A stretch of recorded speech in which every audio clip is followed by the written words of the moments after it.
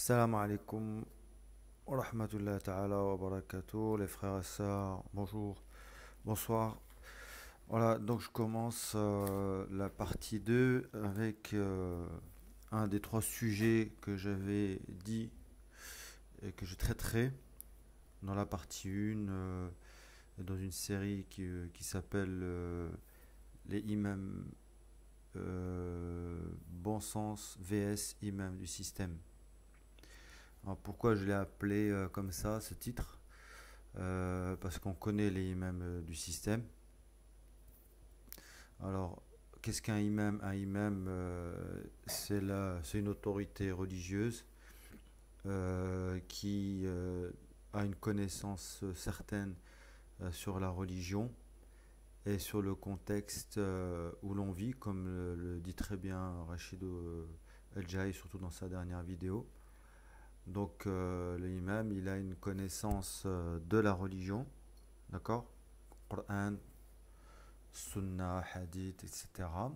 Une connaissance religieuse, une connaissance de l'histoire, une connaissance du contexte.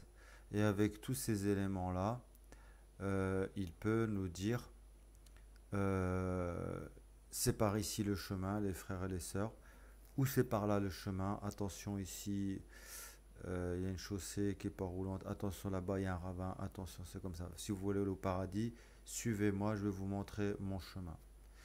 Comment ils le font en 2018, comme ils le font ici, ils font des doros sur Internet, par exemple, sur YouTube. Ils parlent de plein de sujets. Et tous ces sujets-là, normalement, c'est pour nous dire comment il faut faire pour pouvoir accéder au paradis. Donc, il faut être bon avec le voisin, comment faire l'odo, attention comment il faut s'habiller, comment il ne faut pas être un voleur, etc.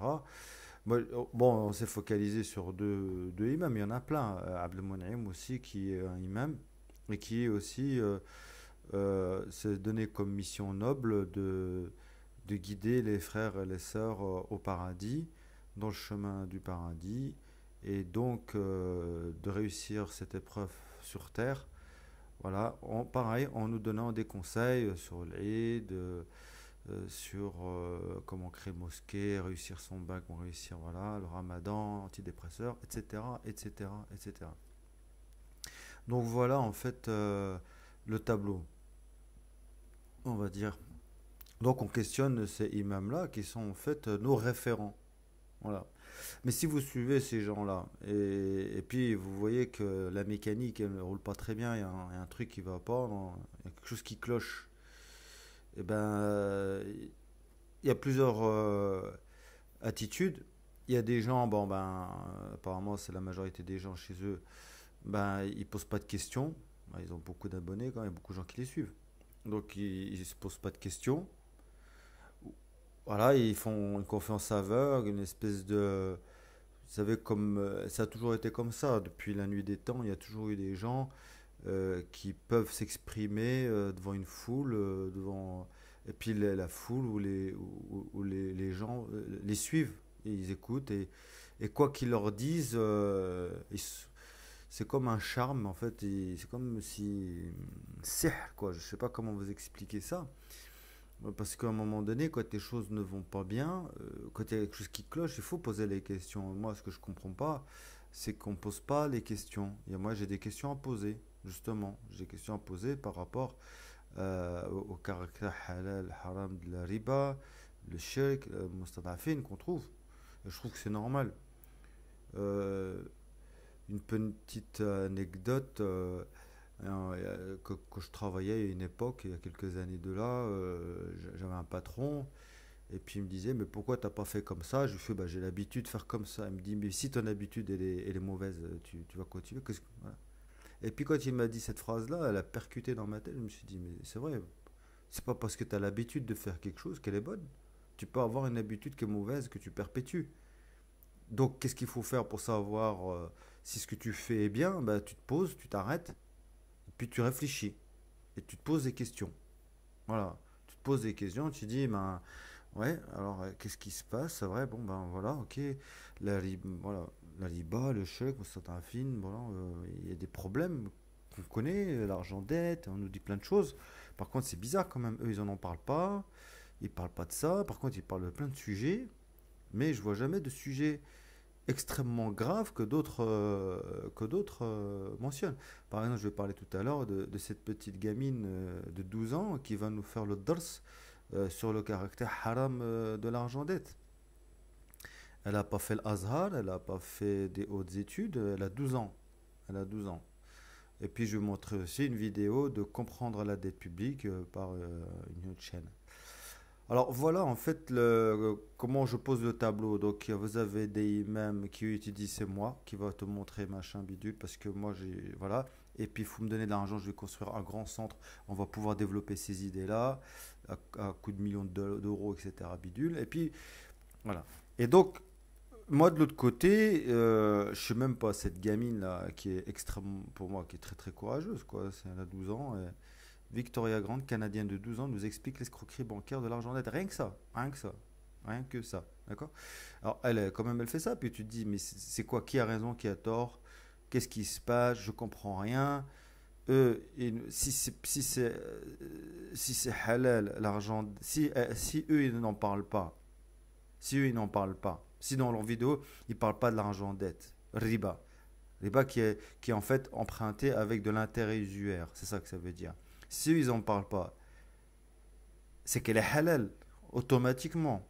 Automatiquement qu'elle est halal. Pourquoi? Parce que c'est un péché extrêmement grave. Je vais vous lire tout à l'heure la ayah dans le Coran. Ouais, si s'ils n'en parlent pas, c'est qu'elle est halal automatiquement. Si elle est haram, ils sont obligés d'en parler. Vous comprenez? C'est quand même logique. Voilà, je répète le truc.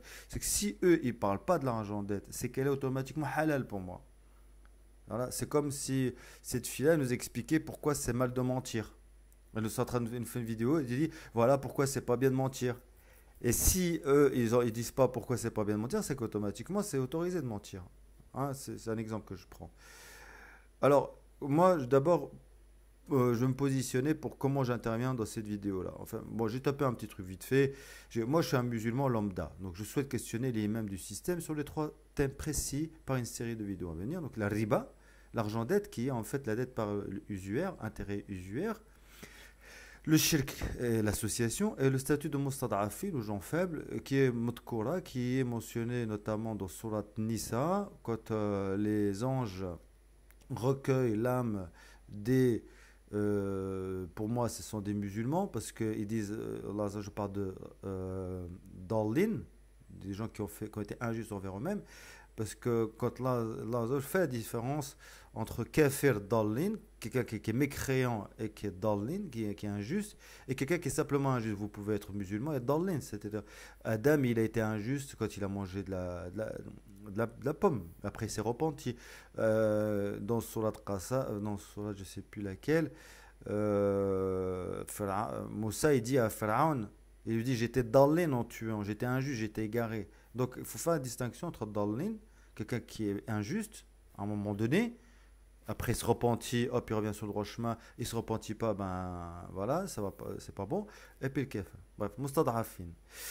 Moi j'ai pas de formation en savoir islamique, j'ai pas de formation en savoir islamique, je suis un gars lambda, d'accord? Mais comme je disais tout à l'heure dans ma petite anecdote, je fais appel à mon bon sens. Mais vous allez voir, c'est même plus du bon sens, c'est de l'évidence. Ça devient de l'évidence. Ça devient même ridicule. Ça devient même ridicule qu'en tant que musulman, on se pose la question, est-ce que l'argent dette, elle est halal ou elle est haram? Ça devient ridicule. On mériterait de se mettre des baffes dans notre tronche, tellement c'est honteux de se poser encore ce genre de questions. Et alors que c'est une question qui est extrêmement importante, elle n'est pas traitée par aucun des imams, aucun des musulmans. Alors que ils devraient en parler. Pourquoi ils devraient en parler? Parce que c'est un grand, grand péché, tout simplement. C'est un grand péché. Et pourquoi il faut en parler? Parce que même si vous faites quelque chose qui est haram, et ça peut se justifier, une fois quelque chose de haram par la force des choses, il n'en reste pas moins qu'il faut dire que les haram pour toujours garder en esprit que c'est quelque chose qui va, on va prendre une sanction, Déjà, premièrement, il y a deux choses à faire. Il faut toub, il faut se repentir. Et puis, deuxième chose, c'est se dépêcher de sortir de ce péché-là. Se débrouiller pour sortir de ce péché-là. Voilà, une fois que vous dites que ça c'est haram, vous vous débrouillez pour en sortir et vous débrouillez pour, et puis vous demandez pardon. Et ça, c'est une urgence. Une urgence. Et ça, vous ne le trouvez chez lui ou un autre. Hein. Bon, ben, je vais taper les imams, imams de France pour arrêter d'afficher toujours ces frères. Voilà, c'est imam de France, tout simplement. Voilà, c'est imam de France ou d'ailleurs, ou tout ce que vous voulez. Voilà. Donc, alors voilà la question, comment elle se pose. Pourquoi vous ne parlez pas de l'argent dette? Pourquoi? Quelle est la raison? Voilà. Je vais poser un exemple, par exemple. Enfin, je vais poser un scénario. Vous êtes dans une ville. Cette ville, l'eau potable a été complètement contaminée. Contaminée. Si vous buvez de l'eau, vous mourrez. L'État, enfin la ville, ou le chef de la ville, tout ce que vous voulez, il va réquisitionner toutes les eaux minérales pour les redistribuer équitablement à tous les foyers. Une fois que l'eau minérale elle est épuisée, il faut bien que les gens boivent, il va distribuer les boissons. Les boissons sont liquidées, il reste une énorme réserve de vin, il va distribuer le vin. Vous allez venir, vous leur dites, vous allez boire le vin parce que vous n'avez pas le choix. D'ailleurs, c'est autorisé si vous n'avez pas le choix. Vous pouvez le boire parce que vous n'avez pas le droit de vous laisser mourir. Est-ce que pour autant vous allez dire que ce vin-là, il est devenu halal? Automatiquement, il est devenu halal. Non. Il est haram, mais vous êtes sous une contrainte. Voilà. Et quand la contrainte-là, elle est levée, eh ben, on le... comment dire? Une fois que la contrainte-là, elle est levée, on va s'écarter de nouveau de cette chose-là, qui n'est pas bonne pour nous, qu'Allah nous a interdit. Voilà comment ça se passe. Donc si cet argent dette-là, elle est halal, elle est haram, mais qu'on n'a pas le choix hein, de l'utiliser, ce qu'il faut, c'est simplement nous dire que bon, cet argent-là, c'est un argent dette, riba, d'intérêt, elle est haram, nous la soutenons, nous aidons à son élaboration, etc., à ce qu'elle vive cet argent. Et donc, il faut savoir qu'elle est haram. Et ensuite, simplement, vous dites qu'elle est haram, mais simplement, vous dites qu'on n'a pas le choix dans l'immédiat.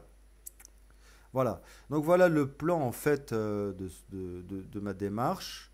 Alors parce que en réalité, encore un autre point, il est extrêmement difficile de parler de religion entre nous. C'est vrai qu'il y a des choses qui se justifient. Par exemple, n'importe qui ne peut pas parler de religion. Vous prenez n'importe qui, on le voit bien sur Internet, ça devient la catastrophe. Quelqu'un qui vient, il vous balance un truc, ça c'est halal, ça c'est haram, ça c'est comme ci, sans aucun. Mais ça, c'est comme quelqu'un qui va vous parler, je sais pas moi, de n'importe quel sujet. Il va vous parler de mécanique, de médecine, mais le gars, il raconte que des conneries. Vous voyez tout de suite qu'il raconte des conneries. Bon, bah, vous dites, bon, bah, ça n'a pas de sens. Tout ce que tu racontes, ça, ça a ni queue ni tête. Après, si vous avez quelqu'un qui parle avec logique, bon sens et tout, vous pouvez l'écouter. Vous pouvez l'écouter, il n'y a aucun problème, sans aller à lui demander qu'est-ce que tu as eu comme formation, qu'est-ce que tu as ton diplôme, qu'est-ce que tu as étudié, récite-moi le Coran, est-ce que tu peux me lire ça pour voir si tu te trompes ou pas en arabe, est-ce que tu n'as pas le droit de parler, de lire le Coran en traduction, etc. Ça, c'est un premier point d'attaque directe contre quelqu'un qui parle de religion. Deuxième point, si vous sortez un hadith, et ça ils le font beaucoup, ça, ils aiment beaucoup ça, ces imams qui nous représentent, ces imams-là, ils savent faire un truc, c'est que quand vous leur dites quelque chose, un point qui les dérange, il va dire le hadith il est daif. Le hadith il est daif, frère. Non, il est daif, frère. Voilà. Vous avez un hadith qui est adapté pile poil à la situation où vous vivez. Si ça vous emmerde, ce hadith-là, vous allez dire il est daif. C'est comme si, par exemple, il y a une porte que vous ne voulez pas ouvrir, on vous dit tiens, j'ai trouvé la clé, vous êtes obligé de mettre la clé, vous voyez que ça s'ouvre, vous dites merde, putain, Tu ouvres, tu regardes derrière, tu dis, pff, tu refermes. Non, non, parce que ça t'emmerde ce qui se passe derrière. Donc, tu n'as pas envie de voir ce qui se passe derrière. Qu'est-ce que tu fais? Tu fermes, tu dis non, en fait, c'est pas la bonne. Tu la jettes. Tu vois, ça, c'est pas bien. C'est pas bien. Il faut accepter la vérité. Il faut accepter. Il faut pas mentir. En plus d'être dans le péché, il faut éviter en plus de mentir parce que là, ça devient du cumul. On commence à cumuler là. Et là, c'est pas bien. Il faut toujours accepter la réalité telle qu'elle est, même si elle n'est pas belle. Parce que Allah Azza wa Jalla nous donne l'occasion du pardon, al-tawbah. Et quand tu toubes, Allah Azza peut te pardonner s'il voit que tu es dans la contrainte. Mais si toi tu lui caches la vérité, tu lui caches la réalité, tu masques tout ça, et puis tu le laisses dans son aveuglement, et lui, qu'est-ce qu'il fait? Bah, comme il est aveugle, il continue à vivre et tout. Il alimente le shirk, il alimente la riba, il alimente tout, le façade et tout, etc. Il se rend même pas compte. Ça, c'est grave. Tu crées des gens qui continuent à faire le façade sans le savoir. Et là, vous risquez d'avoir des problèmes. Moi, je vous le dis, hein, vous risquez d'avoir des problèmes si vous ne pointez pas, si vous ne pointez pas les vrais sujets. Si vous ne pointez pas les vrais sujets, vous risquez vraiment, vraiment d'avoir des problèmes. Donc ça, c'est les hadiths. Bon, je pensais à l'occurrence à une vidéo de Abdelmonaim où il parlait est-ce que l'immigration, pas immigration. Et il a écarté tout de suite un hadith qui parlait comment dire, qu'il fallait pas vivre au milieu des polythéistes, etc., etc. Fallait pas adhérer par le cœur dans un lieu où il y a des polythéistes. Ce qui est logique. Ce qui est, on va dire, il y a quand même il y a des choses, voilà. Bref, et le Coran, si vous jamais vous sortez une ayat Coran, comme tout à l'heure, là, je vais parler, je vais sortir cette ayat Coran, je vais la lire, vous pouvez être sûr et certain qu'ils vont me dire, mais tu n'as pas le tafsir, tu n'as pas la capacité de comprendre le Coran. Même si c'est clair comme de l'eau de roche, on va vous dire non, il y a plein d'interprétations. Moi, j'ai eu affaire à ça. Des fois, je sors des frères quand je parle avec eux, mais c'est extrêmement évident, je veux dire. C'est extrêmement évident, ça crève les yeux, quoi. Et malgré ça, on va vous dire non, mais le Coran, il y a des tafsirs, d'accord? Il y a des interprétations, il y a plein d'interprétations. Il n'y a que les ulama qui peuvent te dire ce qui est bon, ce qui est pas bon, comment ça se passe et tout. Je prends par exemple ce alim qui est là, les deux là, qui sont là. Qardawi et un autre. Regardez les beaux chapeaux qu'ils ont. Ça, c'est le chapeau du savoir, un blanc et un noir. D'accord? Ces deux-là. Ils doivent nous dire, ils doivent répondre à ce genre de questions. Pourquoi ils ne répondraient pas, franchement? Pourquoi ils ne répondraient pas à cette question-là? Qu'est-ce qu'elle a? Elle est con, cette question? Elle est con? Elle tient pas la route, cette question? Vous avez vu des vidéos déjà dans la partie 1? C'est quand même assez explicite, les vidéos sont assez explicites. Moi, je suis satisfait d'une réponse. On me répond, on répond à une question, après on dit qui je suis. J'en ai rien à foutre de qui je suis, mais c'est pas le problème. Je suis un gars lambda, j'ai le droit de poser cette question, et par le biais de YouTube, c'est quand même un avantage qu'on ne peut pas avoir ailleurs, parce que quand vous allez vous adresser à ces gens-là, ils vont vous bloquer avec le barrage 1, 2 et 3 que je vous ai raconté, c'est-à-dire ta formation, ton hadith, ton Coran. Il va te bloquer direct. Du coup, toi, tu vas pas pouvoir déployer ton argumentaire. Tu vas pas pouvoir exposer ton argumentaire. Parce que moi, j'ai un argumentaire là. J'ai cette gamine, j'ai su comprendre l'histoire de la baignoire, enfin, je vais vous montrer, etc. Et puis, il y a ces vidéos-là qui sont vachement explicites. Soit on nous raconte que c'est de la connerie, tout ça, ça n'a ni queue ni tête. Soit il faut répondre. Hein, parce que ça devient pénible. Vraiment pénible, pénible. Ces gens-là qui viennent nous endormir, tout ça, je vais être méchant, mais tout ça, c'est pour leur pense, quoi, en réalité. Ça, c'est pour un confort, c'est pour la dunya. Voilà. Mais bon, ma'alish, on va commencer. Donc voilà, j'ai posé en fait en gros une introduction. Donc on y va. Allah, on va commencer. Bon, bah, j'avais fait un petit plan, mais vraiment succinct, je vais le taper un instant.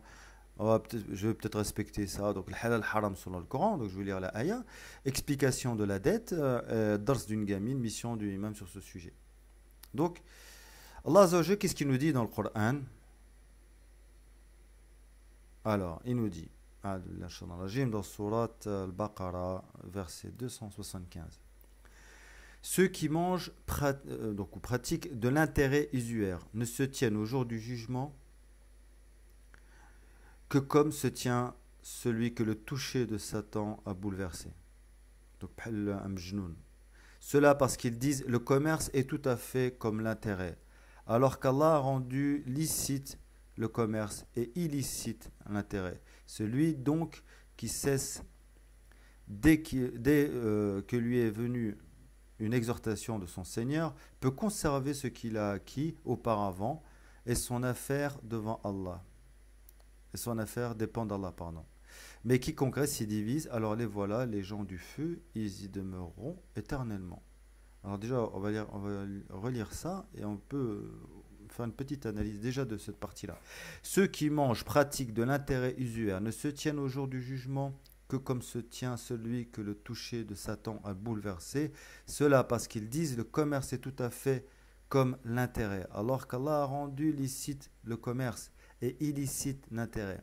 Celui donc qui cesse dès que lui est venue une exhortation de son Seigneur peut conserver ce qu'il a acquis auparavant et son affaire dépend d'Allah, mais quiconque récidivise, alors les voilà, les gens du feu, ils y demeureront éternellement. Donc là déjà, bon, moi il y a un des alim par contre que je trouve bien, qui intègre, ouais. Après, comme il y en a, ils disent peut-être des bonnes, de mauvaises actions, ou alors vous êtes contre les imams, Hudayfa, machin, et puis ce que vous faites, vous êtes juste des méchants et des jaloux et tout. Nous, moi, enfin, personnellement, je fais, j'ai jamais prétendu, déjà, premièrement, être un bon élève ou être un bon croyant. Jamais. J'ai jamais prétendu. La seule qualité que je vais me trouver, si vous voulez, j'aime pas mentir. J'aime bien, si je suis une merde, je dis que je suis une merde. Voilà. Si je dis que je suis dans le péché, les Kabel, je dis que je suis dans les péchés de Kabel. Pourquoi raconter des histoires? Pourquoi raconter des histoires? C'est comme ça que vous pouvez progresser dans la vie. C'est quand vous acceptez votre situation, pas quand vous mentez. Mentir, ça veut dire être un lâche. Ça, c'est être un lâche, mentir. Mentir, ça veut dire fuir la difficulté. Ça veut dire esquiver. Donc moi, j'accepte ma situation. J'ai aucune prétention, mais aucune. J'ai jamais prétendu, par exemple, être là, donner des cours à des gens. Jamais. Je pose des questions. C'est simple. Je ne suis pas jaloux ou méchant contre ces gens-là. Absolument pas. Tout ce que je dis, c'est justifié. Justifié. Là, j'ai écouté sa dernière vidéo à Rachid, c'est bien, il est avec son père et tout, c'est très sympa. Il fait avec le et tout. Moi, je suis pas, j'ai aucune haine contre les gens. J'aime pas les conneries, c'est tout, comme le truc aller les bleus. J'aime pas. Par exemple, là, ce qui me choquait dans ces trucs-là, je fais une petite bifurcation vite fait ici. Ce que j'aime pas, c'est que pour moi, un musulman, un imam, il a une espèce de stature, une espèce de respect, et surtout, c'est quelqu'un qui ne s'attache pas aux futilités. Moi, je regrette, aller les bleus, truc Maroc, Portugal, tout ça, c'est de la futilité. Premièrement, ça, c'est de la futilité. Allah Azza wa Jalla nous dit dans Surat Al-Mu'minun que n'est pas croyant celui qui s'occupe des futilités. Un imam qui a un défaut dans la foi, à cause des futilités, c'est extrêmement grave. Extrêmement grave. Parce que le imam se situe bien au-delà de la foi. Je pense, Wallahu alam. Parce qu'il est toujours dans l'ascension, il est toujours dans la quête de Allah Azza wa Jalla. En plus, c'est de la diversion face à des grands problèmes comme je l'ai dit ici, les kaba'ir. Donc c'est déjà une espèce de diversion par rapport au kaba'ir. Et troisièmement, je trouve que parler de sujets extrêmement vastes, des sujets qui sont aussi variés, ça décrédibilise totalement à lui-même, que ce soit lui ou l'Abd al-Mun'im. Pourquoi? Parce qu'on ne peut pas avoir un avis sur tout, c'est impossible. Impossible. Hassan al-Basri, qui était un alim, quand on était venu une fois le voir, on lui a dit comment on fait pour libérer un esclave, parce que la personne avait un esclave et il voulait le libérer. Il lui a dit, bah écoute, je sais pas. Il n'a pas voulu donner la réponse, même si au fond de lui, il avait une idée. Il a acheté un esclave, il a utilisé cet esclave-là pendant un certain temps, et ensuite, il l'a libéré, et ensuite, il a répondu à la personne. Il lui a dit, écoute, pour libérer, il faut que tu fasses comme ça, comme ça. Pourquoi? Pour qu'à chaque fois qu'il fait une parole, il y a l'acte qui suit derrière. D'accord? Il y a l'acte qui suit derrière. Par exemple, tous les sujets, eux, qu'ils ont ici, il faut qu'il y ait comment dire, un acte derrière. Il faut qu'il y ait une expérience derrière. Vous comprenez? Il faut qu'il y ait une expérience derrière. C'est très important. Alors bien sûr qu'il y a des sujets qui sont complètement justifiés par eux, il n'y a aucun problème, j'ai jamais foutu tout à la poubelle. Mais à un moment donné, parler de tout et de rien, ça commence à être un peu trop, quoi. Parce que dans tous ces sujets-là qui racontent, même s'il y en a quelques-uns qui sont justifiés, pour moi, celles qui m'empêchent de dormir la nuit et le jour, c'est le riba et le shirk et le mustadafin. Mustadafin, ça vous emmène en enfer direct, vous avez qu'à voir Surat Nisa. Shirk, c'est le péché le plus grave de tous les péchés qui, qui vous emmène, qui, qui, vous, qui fait que vous passez même pas par la case jugement, direct en enfer. Et riba, c'est vous avez un safe, vous avez une épée, et puis vous faites la guerre à Allah Azza wa Jal. Rien que ça. Donc c'est quand même des sujets extrêmement, extrêmement graves, je répète, graves, qui méritent au moins dans tous ces vidéos-là, et ça recharge encore, regardez, ça recharge encore, on devrait au moins en parler. Ce n'est pas normal. Ce n'est pas normal. Alors ne venez pas nous dire qu'on vient diviser la communauté ou quoi que ce soit. C'est votre avenir. Jahannam ou la Jannah. Posez-vous la question. Vous avez tous un mshaf. Lisez. Lisez. Posez-vous des questions. Parce que quand vous allez mourir, et Yom al-Qiyamah, Rabbi Azza wa Jal va vous ressusciter. D'accord. Et puis vous allez avoir votre hisab devant vous. Vous ne pourrez pas revenir en arrière. Personne ne pourra revenir en arrière. Vous n'allez pas dire, écoute, je me suis trompé, monsieur, je me suis trompé, je peux revenir. Juste un petit truc, vite fait, vite fait. Vous allez juste vouloir quoi? Retourner sur terre, faire une tauba de une heure la plus sincère possible, revenir, parce que vous savez que la tauba, elle va vous nettoyer de tous les péchés. Mais rien que ça, vous ne pourrez rien faire. Vous ne pourrez rien faire. Vous allez être devant votre jugement, vous allez suivre automatiquement une des deux voies. Si c'est le shirk akbar, il y a des chances que vous ne voyez rien ni de jugement d'Allah ni quoi que ce soit. C'est directement Jahannam. Et si c'est le riba, c'est grave. Et si c'est le mustadafin, c'est un séjour en enfer. Donc on n'est pas en train de rigoler. Moi, je suis pas en train de rigoler si je suis pas en train de jouer là. Je suis pas en train de me dire tiens, j'ai rien à foutre le dimanche, je vais regarder, je vais faire un petit peu de vidéo. C'est absolument pas ça. C'est absolument pas ça. J'aimerais bien faire autre chose là, cette heure-ci. Mais c'est quand même important de le dire que de questionner ces frères-là, même s'il y a une image qui est absolument belle, ils sont toujours dans des milieux musulmans, ils ont des sujets qui parlent vous savez, de la morale, de toutes choses bien. Écoutez les frères, qu'est-ce que vous pensez des péchés? Est-ce qu'on est dedans, on n'est pas dedans? Si on n'est pas dedans, on me l'explique. Après, moi, je veux dire, alhamdoulilah, c'est bon, je me suis trompé. Alors voilà, tout ça pour dire que c'est légitime ce qu'on raconte. C'est très légitime. Donc je reviens à cette ayam. Donc, donc Amr Hussein, par contre, lui, c'est le seul qui a démontré que l'argent dette, elle était haram. Il l'a démontré. Et d'ailleurs, lui, de son propre aveu, quand il questionne les ulama, hein, genre les ulama là, ces ulama là, il lui rit au nez. Ceux-là, là, il lui rit au nez. Ils se foutent de sa gueule quand il va leur dire, écoutez, l'argent dette. Il dit, non, non, mais écoute, j'ai pas le temps. J'ai pas le temps, faut que j'y aille, là, j'ai oublié. Voilà. Voilà ce qui se passe. Mais c'est pas normal. C'est pas normal. Quand vous mettez la toche là, ou je sais pas ce qu'on appelle. Alors, d'abord, ils sont ressuscités, ils se tiennent le jour du jugement comme ceux qui ont le toucher du Satan. Ça veut dire que vous êtes ressuscité comme quelqu'un qui était touché par Shaitan. Vous imaginez comment on est touché par Shaitan? C'est extrêmement moche. Quelqu'un qui est possédé. Il est quelqu'un qui est complètement possédé. Voilà. Deuxième chose. Ils disent que le commerce est tout à fait comme la terre. Allah dit, Allah il a autorisé le commerce et rendu illicite l'intérêt. D'ailleurs, il y a une très bonne comment dire, explication de Imran Hussein là-dessus, quand il dit en fait que le commerce, chacun a sa chance. Vous êtes dans un village, il n'y a que du commerce, d'accord? Et bien, qu'est-ce qui se passe? Un coup tu gagnes, un coup tu perds, un coup tu vends bien, un coup tu vends mal.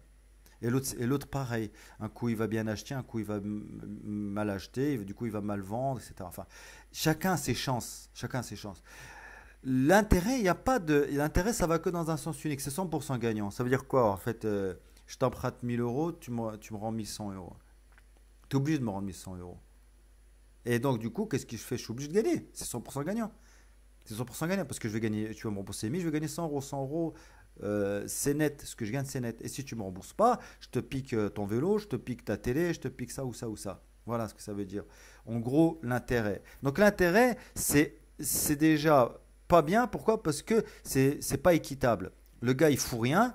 Avec de l'argent, il fait fructifier de l'argent. Mais vous allez voir avec la dette, l'argent dette, ce qui est encore extrêmement plus grave, et c'est tellement choquant qu'on a du mal à se l'imaginer, c'est que c'est des gens, ils fabriquent de l'argent à partir du vent, à partir du rien, à partir du néant. Ils te prêtent de l'argent qu'ils ont créé à partir de rien. Ils t'obligent à de rembourser avec des dettes. Et si jamais tu ne rembourses pas, il va piquer ta bagnole, il va piquer ta baraque, il va piquer ton champ, il va piquer ton usine, il va piquer tes animaux, il va piquer quelque chose de matériel, de réel, il va te le prendre. Il va te le prendre. C'est pas du vol, ça. C'est pas du vol. Ça veut dire que je te prête, la banque va te prêter 100 000 euros, tu dois lui rembourser 160 000 euros. Les 100 000 euros, Oqsimu billah, vous regarderez la vidéo, elle est créée à partir de rien, du vent. Il crée 100 000 euros, il te prête 100 000 euros, tu dois lui rembourser 160 000 euros. Tu ne vas pas rembourser 160 000 euros, toi tu as construit ta baraque par exemple, ou je sais pas quoi, et ben il va venir te piquer ta baraque. Et ta baraque c'est de la gloss, c'est du dur, c'est du costaud. Il y a un terrain. Il y a un terrain, ça devient quelque chose. C'est du vol. Et c'est de l'esclavage, parce que tu es obligé de rembourser quelque chose au-delà de ce que tu as emprunté. Et si tu n'arrives pas à emprunter, parce que de toute façon, les salaires, tout ça, c'est plafonné et tout, tu n'as pas trop le choix, eh ben, on te piquera ce que tu n'as pas remboursé. Donc, c'est quelque chose d'extrêmement injuste, vraiment, vraiment injuste. Donc, halal al-bay'a wa haram al-riba, le commerce, ça n'a rien à voir. Le commerce, c'est gagnant, perdant pour tout le monde. Tout le monde est équitable, suivant, et Allah Azza wa Jal peut faire que celui-là il gagne, celui-là il perd, etc. L'intérêt, non. Celui donc qui cesse, dès que lui est venue une exhortation de son Seigneur, peut conserver ce qu'il a acquis auparavant. Et son affaire dépend d'Allah. Incroyable. Là, Allah Azza wa Jal nous dit que si tu as fait un crédit, par exemple, tu as fait un crédit pour une baraque à 200 000 euros, un exemple. Tu savais pas que c'était haram. T'as fait eh ben, une fois que tu sais que c'est haram, tu toubes, tu dis Ya Rabbi, pardonne-moi, je savais pas. Ya Rabbi, pardonne-moi mes péchés, Ya Rabbi, pardonne-moi. Allah Azza wa Jalla te dit, Abdi, t'es pardonné, garde ta maison. Incroyable mais vrai. Incroyable mais vrai. Regardez ce que Allah Azza wa Jalla fait quand même. Il est miséricordieux. Celui donc qui cesse dès que lui est venue une exhortation de son Seigneur peut conserver ce qu'il a acquis auparavant. Il peut le conserver, à condition qu'auparavant il ne le savait pas, bien sûr. C'est pas, tiens, je vais faire le gars qui ne sait pas, parce que bah, il sait ce qu'il y a dans ton cœur. On ne joue pas avec Allah. Et son affaire dépend d'Allah. Mais quiconque récidive, on parle de récidive. Par contre, celui qui sait, et il fait ça, puis après il se dit, tiens, je vais m'en faire une deuxième, récidive, alors les voilà, les gens du feu, ils demeureront éternellement. Bon, voilà, après ceux-là qui jouent, eh ben, ils demeurent éternellement. En gros, ce qu'il faut retenir, c'est que si jamais vous avez fait un crédit, et puis vous avez fait quelque chose, et vous avez... voilà, et donc si vous demandez pardon, Allah Azza wa Jalla fait que vous pouvez garder cet argent. Allah anéantit l'intérêt usuaire et fait fructuer les aumônes. La baraka, elle est où? Dans les aumônes, dans le sadaqa. D'accord? Et Allah n'aime pas le mécréant pécheur. Sadaqa, il y a la zaka qui est réglementée, etc. Sadaqa, c'est toutes les aumônes. Vous pouvez faire des aumônes. Vous pouvez faire des aumônes. Vous voyez un pauvre, vous voyez quelqu'un qui est en train de faire une route, il galère pour rentrer chez lui, vous le faites sa route. Il y a des peuples en Afrique, ils tapent 13 km pour aller chercher de l'eau potable. Vous vous cotisez, vous construisez un puits. Tout ça, c'est ce qu'on appelle des sadaqa jaliya. Sadaqa jaliya, c'est des sadaqa en fait qui se perpétuent de génération en génération. Vous faites un puits, par exemple, en Afrique. Ce puits-là, s'il dure 100 ans, tous les hasanats que vous avez de ce puits-là, pendant 100 ans, elles reviennent à vous. Elles reviennent à vous. C'est une sadaqa jaliya. Ça veut dire qu'en fait, à chaque fois que quelqu'un va nourrir sa famille avec l'eau de ce puits-là, vous avez des hasanats qui sont cumulés dans votre compte. Tout le temps, tout le temps, tout le temps, tout le temps, tout le temps, tout le temps. Et tout le bien que ça génère. Tout le bien que ça. Si vous faites une sadaqa, vous construisez une route, parce qu'il y a des gens, ils ont du mal ils galèrent pour accéder à un endroit. Vous amenez un tractopelle, vous faites les travaux, vous amenez des cailloux, vous faites votre route. Ensuite, vous avez fait votre route là, les gens commencent à l'emprunter tranquillement avec leurs marchandises et puis sans s'esquinter les pieds ou je sais pas quoi, etc. Et ben, tous les hasanats tous ces hasanats là, vous les avez, vous les récupérez tout le temps. Tous les gens qui peuvent emprunter ça, ça vous revient comme des hasanats. Donc la sadaqa, Allah Azza wa Jal fait fructifier les aumônes, ça veut dire qu'en fait, il y aura la baraka. Quoi que vous fassiez après, Allah Azza wa Jalla vous fait des barakas, vous fait fructifier. Ceux qui ont la foi ont fait de bonnes œuvres,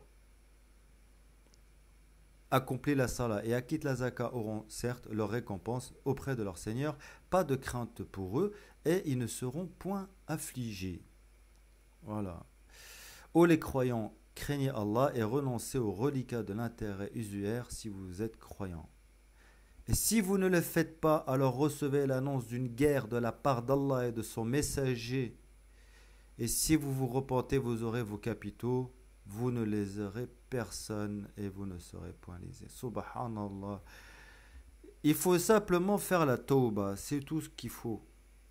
Que vous fassiez quelque chose parce que vous ne le savez pas. Par exemple, vous vivez ici, c'est de l'argent d'aide, c'est du haram. Le jour où vous le savez, vous vous repentez, vous n'avez pas le choix. Et bien Allah va tenir compte de cette condition-là. Mais ne pas en parler comme ces gens-là, comme ils le cachent, ça c'est extrêmement grave. Moi, j'ose pas aller plus loin dans ce que je vais dire. Mais j'espère à fond de me tromper. Mais c'est chaud, quand même, si on imagine le contraire. Quelqu'un qui cache, vous imaginez que vous avez un ravin devant vous, vous êtes chauffeur d'un bus et vous dites rien aux gens. Vous leur dites non, c'est tout droit. Vous savez qu'il y a un ravin. Vous le dites non, il n'y a rien, vas-y, roule. Et vous emmenez tout le monde au fond du ravin. Est-ce qu'on va se poser la question, est-ce que tu es responsable ou pas? Est-ce que tu es responsable ou pas de ça? D'accord? Tu es chauffeur de bus et tu es un imam. Et dans ton bus, tu as des croyants. Et tu sais que le ravin, c'est le riba, par exemple. Et toi, tu sais que ce qu'est un ravin. Et tu sais que le riba est haram. Et tu emmènes les gens là-bas sans leur dire ça. Et ben, tu les emmènes et tu te scratches avec eux dans ce ravin-là. Est-ce que tu n'as pas la mort de tous ces gens-là dans ta conscience? Est-ce que c'est faux ou c'est pas vrai ça? Est-ce que c'est des conneries que je raconte ou il y a un peu de vrai dans ce que je raconte? Est-ce que c'est des conneries? Est-ce que c'est pas vrai? Est-ce que c'est des conneries ce que je raconte? C'est vrai ou c'est pas vrai? Les imams, c'est vrai ou c'est pas vrai? Est-ce que vous le savez ou pas? Si cette gamine là, Victoria Grant, elle sait que c'est un truc de vol et tout, etc. C'est une dette usuaire. Mais voilà, si elle le sait à 12 ans, vous à 92 ans, vous le savez ou vous ne le savez pas? Et si vous le savez, vous emmenez pas les gens au bord de Rama si vous leur dites pas. Parce que si vous leur dites, ils peuvent au moins faire la tauba, dire Ya Rabbi, pardonne-nous, on va dans le ravin, pardonne-nous, sauve-nous. Mais si vous leur dites rien, l'autre il a son casque, l'autre il a son bouquin, l'autre il est en train de manger son sandwich, l'autre il tape la discute, et puis vous savez vous tout ça, vous savez tout ça, et vous les emmenez, vous les jetez au fond d'un ravin. C'est quoi? C'est pas dégueulasse ça? Voilà, mais on va dire que bon, t'es qui toi pour parler? Eh ben moi je suis rien. Eh ben je suis rien. Eh ben c'est pas grave. Eh ben on va continuer. À celui qui est dans la gêne, accordé. Alors voilà. À, à celui qui est dans la gêne, accordez un sursis jusqu'à ce qu'il soit dans l'aisance. Mais il est mieux pour vous de le faire de vous. Mais il est mieux pour vous de faire remise de la dette par charité, si vous saviez. Bref. Et là, il y a donc voilà, à celui qui est dans la gêne, alors après, elle parle de la gêne, de la dette aussi, accorder un sursis jusqu'à ce qu'il soit dans l'aisance, mais il est mieux pour vous de le faire faire remise de la dette par charité si vous saviez. Et craignez le jour où vous serez ramenés vers Allah, à chaque âme sera pleinement rétribuée de ce qu'elle aura acquis et ils ne seront point lésés. Et là, je crois que c'est la ayah la plus longue du Coran, c'est la ayah 282, il me semble que c'est la ayah la plus longue du Coran. 282 sur le Baqara, qui est sur la dette, subhanallah. Ô les croyants, quand vous contractez une dette, ça c'est un peu une réglementation sur des dettes. Parce que la dette, c'est pas haram la dette, c'est la dette par intérêt usuaire. C'est ça, il faut faire la distinction. Vous prêtez 100 euros, on vous rend 100 euros, il n'y a pas de problème. Vous prêtez 100 euros, vous demandez 150 euros, il y a un problème. Ô les croyants, quand vous contractez une dette à échéance déterminée, mettez-la en écrit. Et qu'un scribe l'écrive entre vous en toute justice. Un scribe n'a pas à refuser d'écrire selon ce qu'Allah lui a enseigné, qu'il écrive donc, et que dicte le débiteur, qu'il craigne Allah, de son Seigneur, et se garde d'en rien diminuer. Si le débiteur est gaspilleur ou faible, ou incapable de dicter lui-même, que son représentant dicte alors en toute justice, faites-en témoigner par 2 témoins d'entre vos hommes, et à défaut de 2 hommes, un homme et 2 femmes, d'entre ceux que vous agréez comme témoins, en sorte que si l'une d'elles s'égare, l'autre puisse lui rappeler. Et que les témoins ne se refusent pas quand ils sont rappelés. Ne vous laissez pas, ne vous lassez pas d'écrire la dette, ainsi que son terme, qu'elle soit petite ou grande. C'est plus équitable auprès d'Allah, et plus droit pour le témoignage, et plus susceptible d'écarter les doutes. Mais s'il s'agit d'une marchandise présente que vous négociez entre vous, dans ce cas, il n'y a pas de péché à ne pas l'écrire. Mais prenez des témoins lorsque vous faites une transaction entre vous et qu'on ne fasse aucun tort à aucun scribe ni à aucun témoin. Si vous le faisiez, cela serait une perversité en vous. Et craignez Allah, alors Allah vous enseigne et Allah est omniscient. Subhanallah, Allah c'est ça les lois d'Allah, c'est ça ce qu'on appelle les lois d'Allah qui ont été remplacées par des lois des hommes. Et nous allons voir maintenant les lois des hommes, justement. Alors, juste pour info, si vous tapez avant de passer à la vidéo là, que je voulais vous montrer, sur ces 2 vidéos-là, alors, juste une info, si vous tapez la dette, par exemple, la dette de l'État français, en gros, il y a les dépenses de l'État, c'est à peu près 494 milliards de dépenses et 423 milliards de recettes. Il y a toujours, donc en fait, il y a un déficit de 60 et quelques milliards d'euros. Après, si on additionne les comptes de collectivités locales, sécurité sociale, etc., c'est 1226 milliards d'euros de dépenses pour 1141 milliards d'euros de recettes, donc toujours un déficit de 70 milliards à peu près, ce qui est énorme. Ce qui est énorme. Alors, ce qui est intéressant, en fait, c'est de voir que tous les ans, tous les budgets, à chaque fois, le bilan français, ben, le bilan entre les recettes et les dépenses, il y a toujours 70 milliards, 80 milliards, etc. de, de dettes. Et en gros, c'est ce qui justifie qu'un pays, vous savez, comme ils disent que là, euh, triple A, etc. Machin. Ils maîtrisent en fait leur budget. C'est vrai que tous les ans, ils ont à peu près toujours le même déficit. Moi, je suis absolument pas bon en économie ni en quoi que ce soit, hein, je vous le dis, hein. Simplement, juste une parenthèse, je lis ce que vous lisez sur machin, sur Wikipédia, et puis bon, c'est un peu ce que n'importe qui, je pense, peut comprendre, hein. Juste une petite parenthèse aussi, parce qu'il y en a qui font des remarques.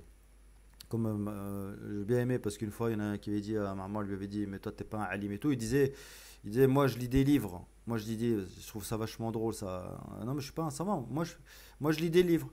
Et puis toi, moi, je lis des audios.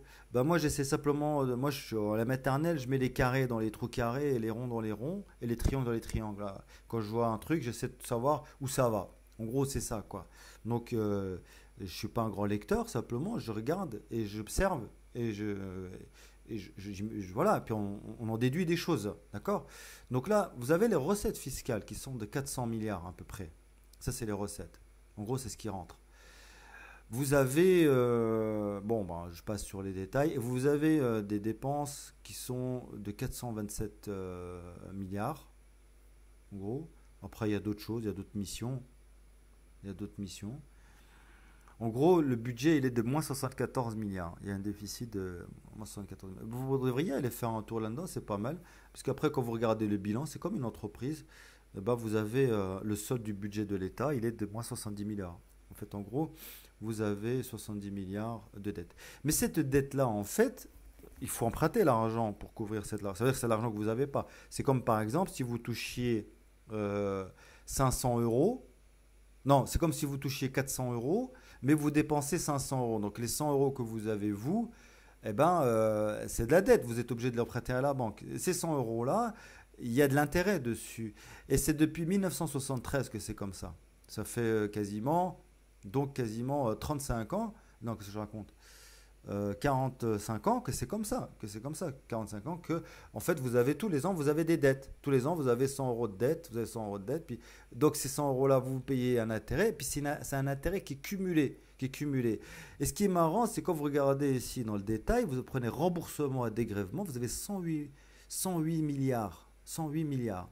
Et il faut savoir que dans l'impôt sur le revenu, je ne sais pas si c'est détaillé ici, impôt sur le revenu 78 milliards. 78 milliards, il l'avait dit, vous savez, Étienne Chouard, j'avais mis une vidéo de lui dans ma chaîne. J'essaie de la retrouver vite fait. Ben, attendez voir. Ouais, Étienne Chouard. Étienne Chouard. J'avais mis cette vidéo qui est là. Vous pouvez aller la voir si vous voulez. Alors, elle est où? Elle est où? Elle est où? Mince. Bah, ouais, elle est là, d'accord? Elle est là. Serviteur. Donc, moi, c'était dans. Je l'avais mis dans une série qui s'appelle Serviteur pour qui? Étienne Chouard, l'arnaque. Voilà. Et ben, vous allez voir ça ici. Et ben, quand vous allez voir chez lui, il va vous expliquer tout simplement que. Il va vous expliquer quoi? Ben, il va vous expliquer que les impôts sur le revenu, 78 milliards, eh ben, ça sert simplement à renflouer les dettes, remboursement. C'est les dettes, c'est l'intérêt. On ne rembourse que l'intérêt de la dette, parce que la dette, elle est de 2000 milliards. 2000 milliards, 2000 milliards de dettes. D'accord? C'est 2000 milliards de dettes que la France a accumulées depuis 1973, depuis, je crois, le traité de Lisbonne. Et donc, vous prenez 2000 milliards. C'est un gars qui veut venir en France, un musulman, il veut venir en France, vivre en France, etc., etc. Il faut savoir que tout est lié, parce que dans l'argent que vous utilisez dans vos courses, etc., c'est de l'argent dette. Elle a partout la même origine, le même robinet. Donc, vous arrivez en France, et ben, vous arrivez en France, vous voulez vivre ici, il faut savoir que la France, elle a 2000 milliards de dettes et que quand vous allez travailler, vous allez rembourser les intérêts de la dette qui est de 108 milliards. 108 milliards. D'accord? Et donc, comme il y a 60 millions d'habitants, ça fait environ 30 000 euros par tête d'habitant. C'est-à-dire qu'en fait, chaque Français qui vit sur le sol français, il a, tout le monde a 30 000 euros de dette. 30 000 euros de dette qu'on va reléguer à nos enfants. Quand vous avez un enfant ici, tu dis, écoute, mon gamin, bienvenue ici. Bon, après, je dis pas que c'est bien, pas bien, tout ça. Tout ce que je dis, c'est qu'il faut dire les choses. Bien sûr que c'est pas bien, mais il faut dire les choses. Comme le dira la gamine, là, qui est très, très courageuse, qui est absolument bien plus courageuse que tous ces gens-là. Vous allez le voir, ce qu'elle dit. Eh bien, il faut leur dire tout simplement que oui, tu vas avoir 30 000 euros de dette ici. Et là-dedans, il y a de l'intérêt. Bien sûr, tu payes l'intérêt de la dette. Tu payes l'intérêt de la dette. Hein. C'est très intéressant. C'est très intéressant. Vous verrez les budgets. Le budget enseignement scolaire, bon, c'est 70 milliards. Mais vous allez voir, vous pouvez voir aussi que l'enseignement scolaire, bon, c'est 70 milliards, d'accord. Il y a l'engagement financier, machin, bidule. Tu as la culture, tu as la défense, c'est 40 milliards quand même. Voilà. Bref, ce qu'on va faire, on va regarder donc, je ne sais pas par quoi commencer. Je vais commencer peut-être, avant de parler de cette gamine, je vais passer vite fait pour cette vidéo-là que je vous mettrai en lien, comprendre la dette publique. Je vais pas la passer, je vais essayer de la commenter au fur et à mesure parce que ça ira plus vite que de vous la. Voilà. Il dit en gros que la dette c'est une histoire de baignoire. Donc là, on la remplit. Donc la baignoire, en fait, là c'est la masse monétaire. Ce que vous voyez là, l'eau c'est la masse monétaire qui sert à faire travailler, payer les salaires, payer tout ce qu'on a à faire, etc. À un moment donné, quand l'argent elle diminue, il faut remplir la baignoire. D'accord? C'est ce qu'on appelle la restitution, c'est qu'il n'y a pas assez d'argent. Donc il faut la remplir. Quand l'argent diminue, il faut la remplir. Donc avant 73, on la remplissait avec un robinet jaune qui est en fait la banque fédérale, il me semble. Ils appellent ça comme ça. Donc quand la baignoire elle diminue, eux, qu'est-ce qu'ils font? Ben, ils empruntent de l'argent à taux zéro pour remplir la baignoire. Alors comment on crée la monnaie? Donc tout simplement, c'est ouais, ce qu'ils appellent la banque centrale. Donc l'argent, elle est empruntée avant par la banque centrale. Et maintenant, le privé, lui, vous allez à la banque commerciale, chez Crédit Agricole, Caisse d'épargne, ce que vous voulez. D'accord? CIC, vous allez vous emprunter de l'argent, mais avec de l'intérêt. Voilà. Mais ça, c'est en privé, d'accord? Et quand vous empruntez de l'argent, ça devient, quand vous empruntez de l'argent, ça devient, il y a de l'intérêt à payer dedans. Voilà. Donc, banque centrale, c'est à 0%. Banque commerciale, c'est banque commerciale, c'est avec de l'intérêt. Mais après l'article 123 du traité de Lisbonne en 1973, ils ont dit, comme en fait les États, à chaque fois qu'ils avaient un déficit, enfin il manquait de l'argent, parce qu'ils étaient moins compétitifs peut-être, donc ils empruntaient, par exemple ils ont besoin de construire des ponts, des hôpitaux, etc. Il n'y a pas d'argent, qu'est-ce qu'ils font? Et dans leur commerce qu'ils ont entre les pays, ils font un emprunt à la banque centrale pour avoir de l'argent. Par exemple, vous gérez votre- votre- vous avez une maison, vous avez je sais pas quoi, vous faites des travaux, etc. Vous n'avez pas assez d'argent, vous allez emprunter. Mais vous allez emprunter à taux 0% à la banque centrale. Voilà ce que ça veut dire. Mais ce qui se passe, c'est qu'il y a des pays, ben, ils empruntaient beaucoup, du coup, ça crée une inflation. C'est-à-dire qu'en fait, il y a trop de, il y a une inflation, ça veut dire qu'en fait, vous injectez plus d'argent qu'il ne faut. Enfin, si vous voulez, dans le commerce, il y a de l'achat et de la vente, en gros. Et du coup, vous avez un équilibre qui se fait parce que vous êtes compétitif, vous vendez vos marchandises et vous en achetez. Mais si vous faites que acheter et puis vous n'arrivez pas à vendre vos marchandises, vous faites moins d'argent. Et qu'est-ce que vous faites? Vous allez emprunter à la banque centrale. La banque centrale, elle va vous injecter l'argent, mais ça devient déséquilibré. Pourquoi? Parce que ça crée une inflation. Votre argent, en gros, avec 1 euro, quand vous pouviez acheter une baguette à 1 euro, ben, à force de réinjecter de l'argent, la baguette, elle va coûter 2 euros. C'est ça qu'on appelle une inflation. C'est pour ça que dans nos pays, l'argent, elle vaut rien, enfin dans les pays maghrébins. C'est parce qu'ils ne sont pas compétitifs. Enfin bref, je passe là-dessus, hein. C'est très compliqué de parler de ça comme ça, je ne suis pas du tout formé pour ça, mais c'est pas ça le problème. Donc qu'est-ce qu'ils font? À un moment donné, ils vont dire maintenant c'est terminé, pour éviter qu'il y ait toujours de l'inflation pour les pays, eh ben, on va interdire, avec le traité de Lisbonne, que les pays, on va interdire aux pays de emprunter à la banque centrale. C'est terminé. Plus d'emprunt à taux 0%. On va vous responsabiliser un peu. Vous allez maintenant emprunter auprès des banques commerciales. Et ça, c'est ce qui va tout changer. Maintenant, les banques, maintenant un pays qui veut construire des autoroutes, il ne peut plus aller à la banque centrale à 0%. Qu'est-ce qu'il fait? Il va emprunter à une banque privée commerciale qui lui appliquera des taux d'intérêt. C'est tout simple. Mais pas que l'État, aussi les ménages, les entreprises, etc. Parce que l'argent que vous retirez du distributeur, il vient en fait des banques commerciales. Donc tout l'argent, toute la masse monétaire, tout l'argent qui circule dans le pays, maintenant elle provient uniquement de la banque commerciale. Voilà. Alors, bon, lui il dit que la banque peut créer 6 fois plus que ce qu'elle a. Par exemple, si elle a 1 euro, elle peut créer 6 euros. En réalité, c'est faux. Elle peut créer jusqu'à 9 euros et même parfois autant qu'elle veut, tant que, comme une entreprise, entre le bilan passif-actif, elle est pas en déficit. Si la banque commerciale, elle a un équilibre qui est positif, elle peut emprunter tout ce qu'elle veut. Elle emprunte tout, eh ben, elle emprunte à la banque centrale. La banque commerciale, là, la CIC, la caisse d'épargne, tous ces gens-là qui prêtent de l'argent à l'État, aux ménages, aux entreprises et tout, elle distribue l'argent que les gens-là réclament.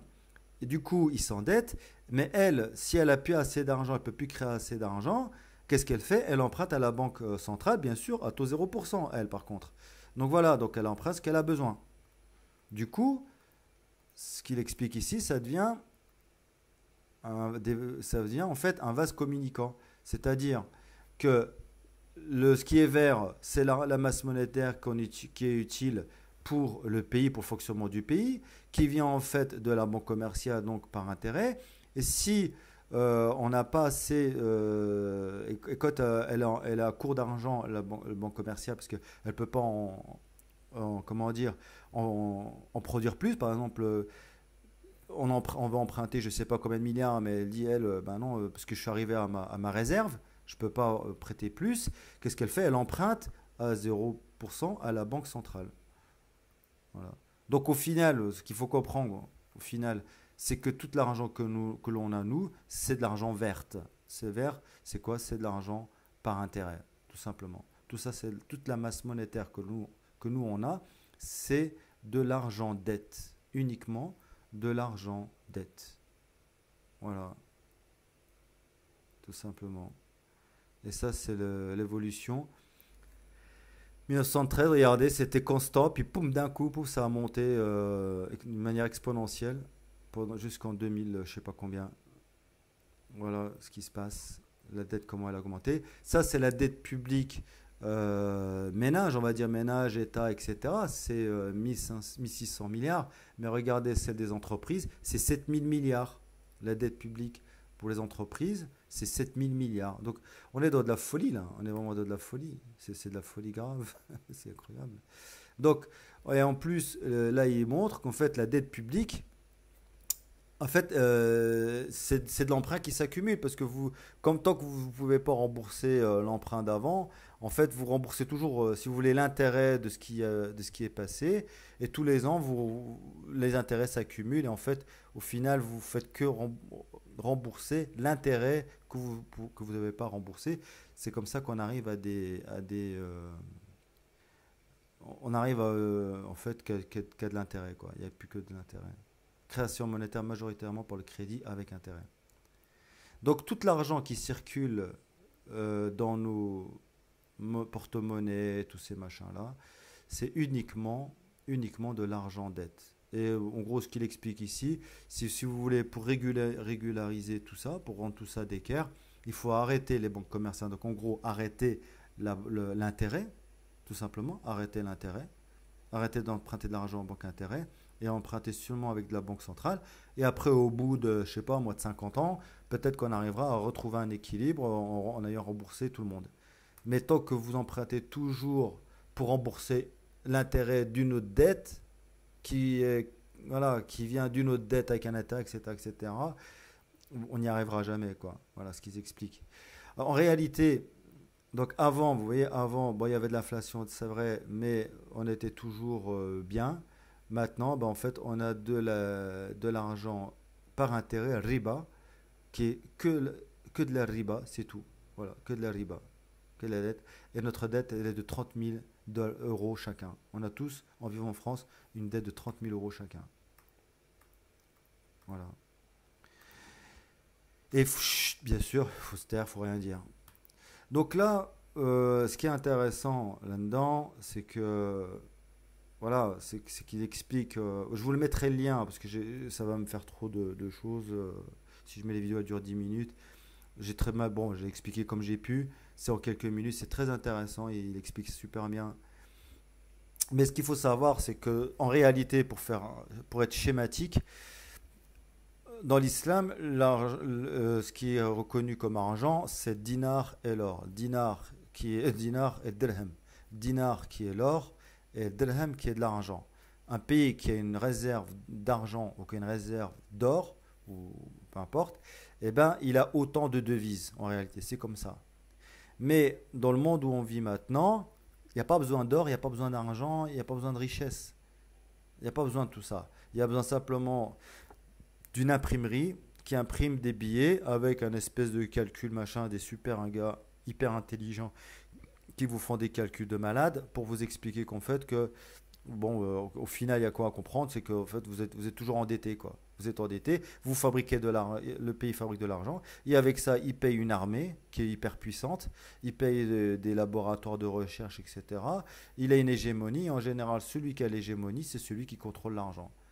L'euro, le dollar, ceux qui dirigent le monde, ils ont l'arme, l'armée, ils font ce qu'ils veulent. Imaginez que vous jouez au Monopoly, vous avez une photocopieuse avec un ordinateur, vous imprimez les billets tant que vous voulez. Il y en a un qui se dit, mais attends, qu'est-ce que tu es en train de faire? Tu es en train d'imprimer les billets, mais tu es malade. Ou une photocopie, vous savez, vous jouez au Monopoly, vous scannez les billets de Monopoly, et puis vous les imprimez au fur et à mesure. Le gars, il va, il dit, tu es malade ou quoi? Tu fais quoi? Tu imprimes des billets? C'est pas du jeu. Et toi, tu lui dis, ferme ta gueule. Pourquoi? Parce que moi, il a deux colosses derrière lui qui peuvent te démonter. Et ben, c'est ça que ça veut dire. En gros, on en est là.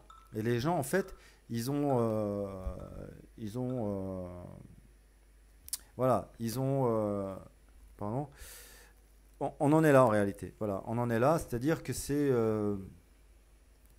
on en est là, c'est-à-dire qu'en fait, j'ai perdu le fil. Donc c'est le pouvoir qui crée, c'est le pouvoir qui crée l'argent, c'est le pouvoir qui crée la domination. Et si vous avez l'armée, vous avez l'argent, vous avez l'argent, vous avez la richesse, et vous avez l'éternelle hégémonie sur tous les peuples et sur tout le monde.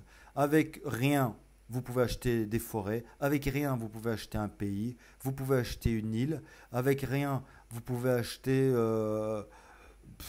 tout. Les dirigeants du monde, etc. Après, comme c'est fait d'une manière extrêmement fine, avec, vous savez, le FMI, tout ça, etc., on appauvrit d'une manière très, très sournoise on- les pays, on rend esclaves d'une manière très sournoise les pays. Quand un pays lève sa tête, comme voulu faire Kadhafi ou Saddam Hussein, bon, on leur coupe la tête tout simplement. Voilà, je crois que Kadhafi, il voulait rétablir l'or, etc. Ils l'ont liquidé, zigouillé. Je crois que Saddam Hussein, il voulait acheter le pétrole en euros, mais ils n'ont pas aimé. Voilà. Et puis bon, après, il y a le pétrodollar aussi. Le dollar qui est rattaché à la valeur du pétrole. Donc tout ça, c'est pas que de la dette avec intérêt, c'est de la dette avec intérêt, mais c'est du vol, du braquage, de l'esclavage. En fait, c'est pas que de la dette. Le côté haram que je racontais ici, riba, dette, etc. Tout ce qu'on raconte là, ou tout ce que va dénoncer cette gamine-là que je vais parler maintenant, eh ben, ça, c'est pas que de la dette. Là, là on est vraiment dans le top, quoi. Il y a pas au-dessus. Il n'y a rien au-dessus.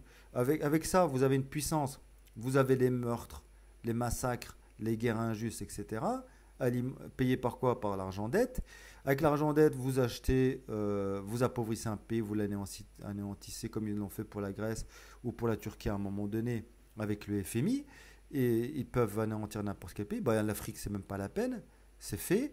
Alors, il faut se méfier d'un truc quand même. Vous savez, cette image-là, elle est très touchante. Vous voyez, en fait, que c'est le banquier, c'est lui. Lui, c'est le banquier. Regardez comment est l'état de l'Afrique. Mais il faut faire attention. Moi, je me méfie. Pourquoi je me méfie? Je me méfie parce que j'arrive plus à avoir cette image. Attends, je vais essayer d'en.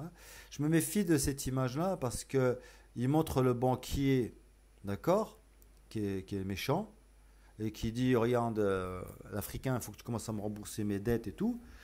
Mais c'est pas que ça. Vous pouvez avoir un Africain comme ça, pauvre mais libre. Le problème, c'est que ce que va dénoncer cette gamine, c'est que vous pouvez être super bien habillé, en bonne santé et tout, et être esclave. Ça veut pas dire qu'il est esclave, celui-là. Pour moi, il est pas forcément esclave, celui-là. Il a pas accès à la richesse matérielle des pays occidentaux, certes, c'est vrai, mais il est peut-être pas esclave. Si dans son village il est libre d'aller paître ses troupeaux, de les emmener boire au bord de la rivière, de manger de ce qu'il produit et de vivre comme ça, est-ce qu'il a besoin d'un Samsung ou d'un iPhone? Peut-être pas. Est-ce qu'il a besoin d'une imprimante? Est-ce qu'il a besoin d'une 1200, d'une grosse moto? Est-ce qu'il a besoin d'un yacht? Est-ce qu'il a besoin de partir en vacances? Est-ce que c'est essentiel? Est-ce que c'est primordial? Est-ce que c'est quelque chose qui est fondamental d'avoir ces biens-là matériels? Est-ce que quand on va aller chez Allah Azza wa Jalla, Allah Azza wa Jalla, est-ce que toi, qu'est-ce que tu avais comme niveau social? Qu'est-ce que tu avais comme niveau matériel? Est-ce que toi, tu avais une maison? Est-ce que tu avais une piscine? Est-ce que tu avais une voiture? Non, vous pouvez très bien le fait de vivre en Occident, on utilise des produits matériels, certes, des voitures, des maisons, machin, un smartphone, donc ça nous coûte 30 000 euros chacun, d'accéder à tout ça, ça c'est une certitude, c'est vrai, mais est-ce que c'est euh, Est-ce que ça, c'est important d'aller au paradis ou pas? Non, absolument pas. Absolument pas. Le paradis, c'est autre chose. Dunya, c'est autre chose. Ça, c'est ce qu'on appelle la dunya. C'est la cinquième classe, la première classe de la dunya. La première ou deuxième classe, ça dépend. Peut-être en France, on est en première, deuxième classe, je sais pas. Donc c'est bien. On est confortable. T'as le frigo, t'es pas dans un 2 mètres carrés. T'as l'eau chaude, t'as le chauffage, t'as la clim, t'as tout. C'est vrai. C'est la première ou deuxième classe de la dunya. C'est vrai que lui, il peut pas y accéder à ça parce que sinon, c'est pas équitable. C'est ce qu'on leur pique à eux, c'est ce qu'on utilise nous, c'est vrai. Mais est-ce que lui, il est esclave? Pas forcément. C'est peut-être nous l'esclave. Pourquoi nous? Parce que on est obligé de rembourser cette dette, quoi. Cette dette-là, c'est obligé de bosser, machin, bidule, vous avez vu. Hein, la dette publique, les 108 millions, voilà, les milliards de dettes, tout ça, etc. Tout ça, c'est un fonctionnement. Tout ça, c'est un fonctionnement. C'est un fonctionnement qui demande de l'investissement, du travail, etc. Donc vous êtes obligé, et c'est ce qu'elle va expliquer cette gamine, c'est la dette, c'est le statut d'esclavage qui est fait. Mais c'est pas forcément lui l'esclave. Il est pauvre, oui. Peut-être il a peut-être pas envie de faire, je sais pas, du jet ski. Ça l'intéresse peut-être pas. Peut-être que c'est bien, c'est vrai, mais si c'est un croyant, il a peut-être pas besoin. Ce que je veux dire par là, faut se méfier. L'esclave, c'est peut-être pas lui, c'est peut-être l'esclave matériel. Voilà, c'est peut-être ça. Après, Allah Azzawajal n'interdit pas les biens. Au contraire, il dit si vous avez des biens, rien ne vous empêche d'en jouir et vous n'êtes pas obligé de le distribuer aux autres. Vous donnez la sadaqa, oui, mais si Allah Azzawajal, il a fait que vous touchez un super salaire, vous avez beaucoup de biens. Allah Azzawajal, il a fait qu'il y a des prophètes qui avaient des biens. Et, Ayoub avait énormément de biens, il avait des troupeaux avant qu'il devienne pauvre. C'était quelqu'un de très très riche. Donc en fait, Yaqub était riche aussi. Il y avait des prophètes. Suleiman avait tout. C'est pas une tare d'avoir de l'argent. C'est ça que je veux dire. Ou d'avoir des biens. C'est pas une tare. Par contre, il faut avoir la foi. Et lui, s'il a la foi, il n'est pas moins quelqu'un qui vit en Occident, on va dire, en première classe, et qui se dit musulman comme ces gens-là. Hein, ça se trouve qu'ils vont être en mer, ça se trouve que c'est des sacrés, des grands esclaves par rapport à un jeune comme ça qui est peut-être libre de paître son troupeau, de vivre sa vie, etc., etc. Et cetera. Et peut-être qu'il ira sûrement au Firdaus, parce qu'au moins lui, c'est sûr et certain qu'il a moins de sang dans les mains. Parce que vous avez vu que la guerre technologique, ça alimente le PIB, que l'argent dette, bah, voilà, c'est de la pure injustice. Voilà. Lui au moins, il est mieux que ceux-là. Pourquoi? Parce que ceux-là, regarde celui-là, il est super content de lui, regarde, il est magnifique, il est content, il est vachement content, parce que moi regardez ces imams, comment, regardez-les, c'est vraiment le fer de lance de l'islam. Regardez-les. Ah, ils sont bien, hein, ils sont bien déguisés et tout, quoi. C'est super. C'est super. Moi, Allah, il est témoin. Je préfère vivre. Je préfère ce personnage-là. Lui, bon, là, ils ont exagéré. Mais il peut être habillé, il peut laver, ses vêtements peuvent être lavés, peut être coiffé, peut être lavé. Ça, ils ont exagéré. Ils ont joué sur l'émotion. Justement, je reviens là-dessus, c'est pour en fait nous arnaquer la gueule encore une fois, parce que nous dire regardez ce qu'ils font les banquiers, regardez ce qu'ils ont fait à l'Afrique. Non, ils disent pas ce qu'ils font à nous, en premier en nous rendant esclaves. Bref, je conclus avec ce que je vais faire. Alors c'est une gamine. Ce que je vais faire, je vais la faire passer, mais je vais lire parce que je peux pas, parce qu'en fait c'est un sous-titrage et puis ce sera plus simple.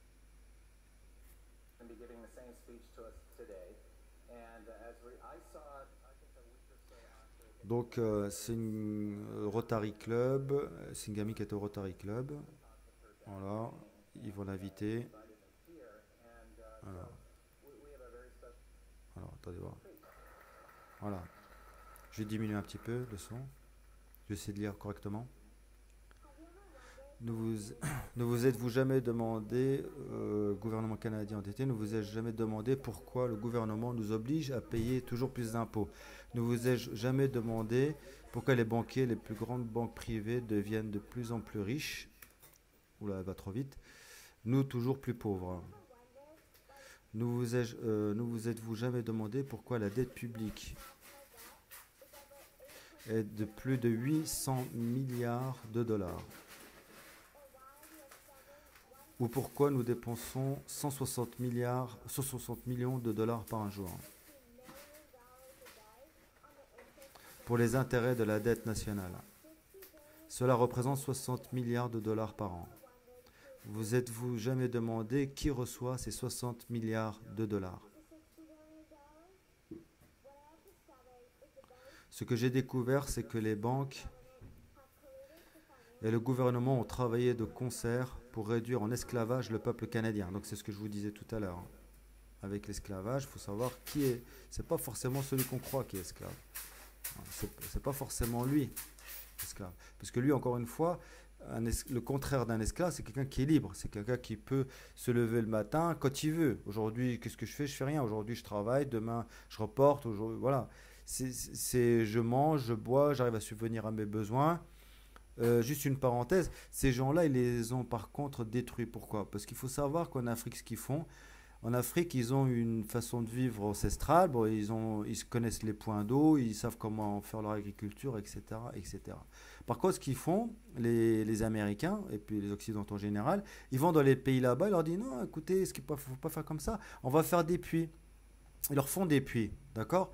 Et après, il leur dit, bah, maintenant, vous n'avez plus besoin d'aller au ruisseau pour aller vous prendre de l'eau. Maintenant, vous allez pouvoir utiliser l'eau de puits, d'accord? Oui, mais attention, ça va vous coûter tant.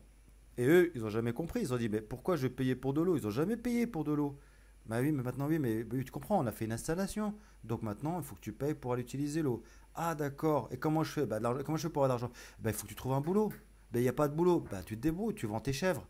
D'accord. Et après, à un moment donné, ces gens-là, ils sont obligés de se séparer de leurs chèvres ou de leurs biens pour aller acheter de l'eau. Maintenant, ils commencent à avoir, comment dire, un- la question, est-ce que je vais boire ou manger?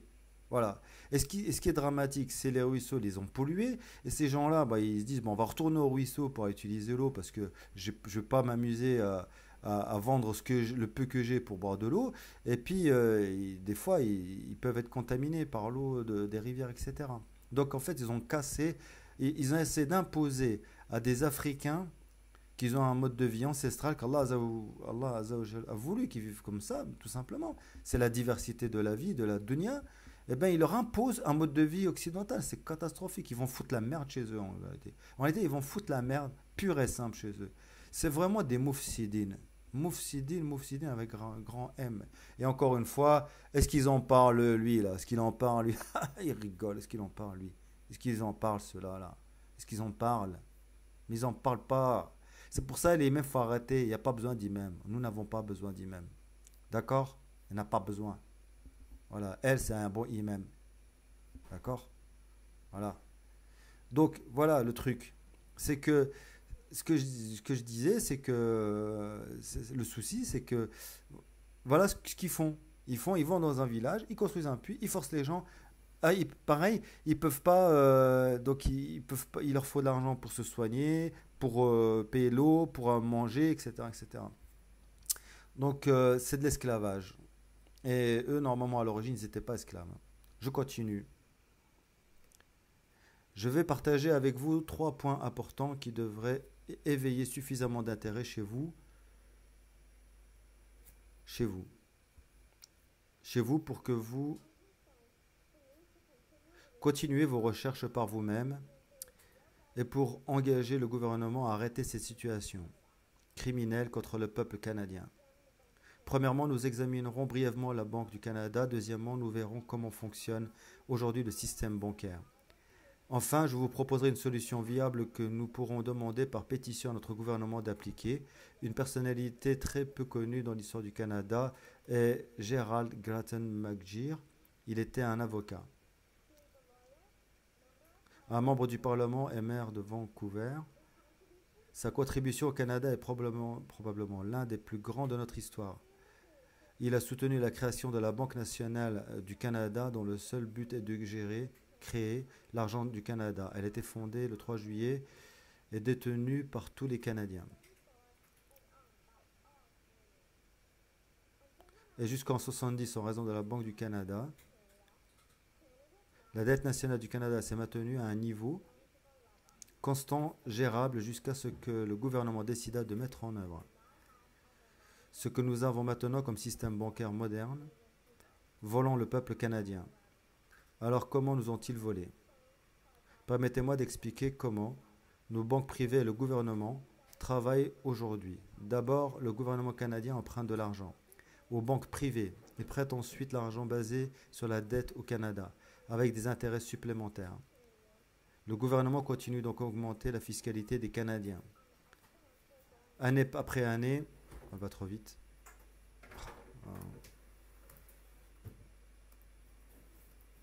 Oh mince, attendez voir, je reviens. Je recommence.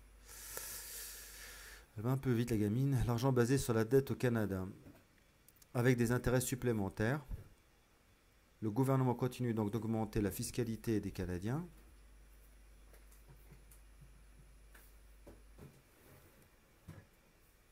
Alors, c'est bizarre, tiens.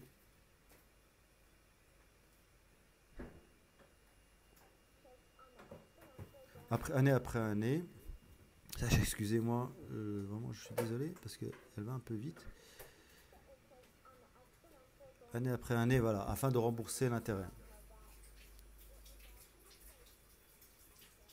Ce qui en résulte, c'est de l'inflation, au moins moins d'argent réel pour les Canadiens à dépenser.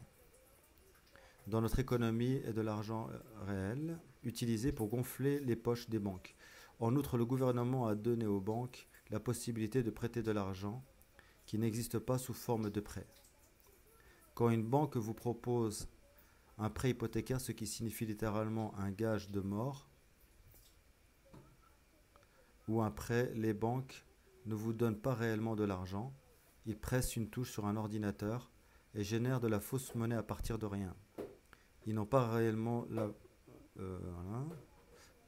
ils n'ont pas réellement l'argent dans leur coffre à l'heure actuelle. Les banques ne disposent que de 4 milliards de dollars dans leurs réserves, mais elles ont prêté plus de 1500 milliards de dollars. Pour citer Graham Towers, à chaque fois qu'une banque consent un crédit bancaire, de l'argent est créé ex nihilo.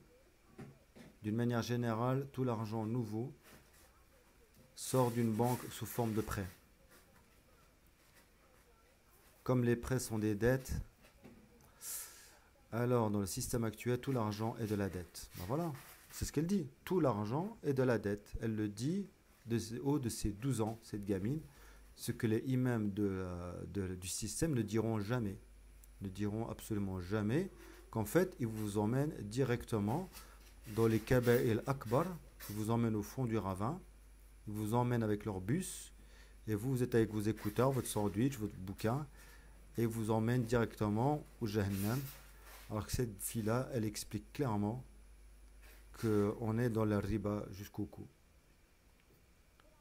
Ce que je trouve intéressant est que même Jésus, dans Matthieu 21, expulse les marchands du temple car ils manipulaient la monnaie afin de voler l'argent du peuple. Si Isa est venu ici, il démontrait déjà tout le système de monnaie fiduciaire qu'on connaît.